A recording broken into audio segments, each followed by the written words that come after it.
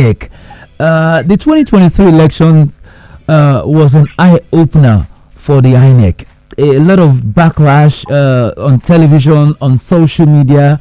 So what is INEC doing, to build the confidence of the people? Aside the political parties now, what is INEC doing in particular as regards confidence, building people's confidence to believe and trust the process?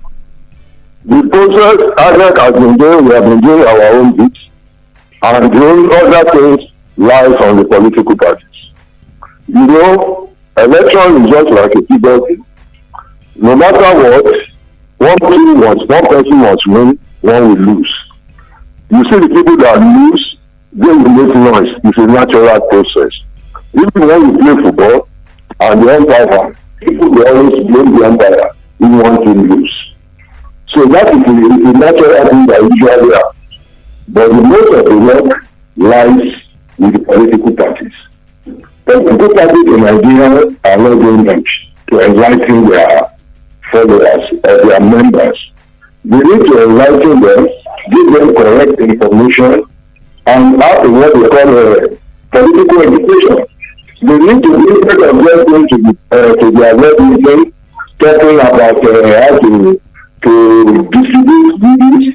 They're supposed to talk about political process, events, how things happen in politics, how the politics is organized, what is politics, what is democracy, and all these kinds of things. They're supposed to be giving them political education every time they are meeting.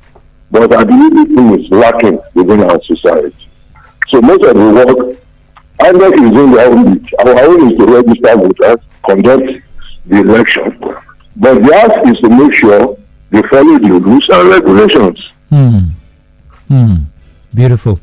Okay, you are the rec for Ekiti State, sir.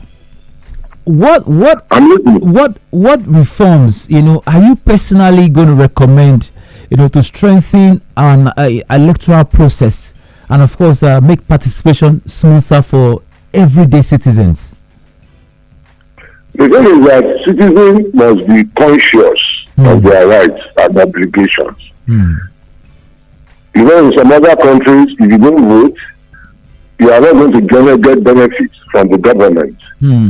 Our people must wake up. Our people must not lose hope. They must be positive in their attitude. We just started democracy. The battle we fought before we can bring this democracy to forefront during the military oppression. Okay? And this military psychology still has not left our people.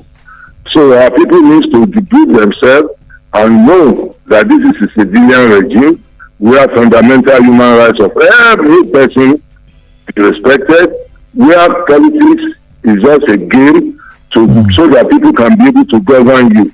It's not a war where you be carrying cutlass to polling booth, where you be carrying shams to polling booth, and all those things. Those are the kind of reforms that is supposed to happen. The reform must start from the citizens. They must change their mindset on the process of political process. Great.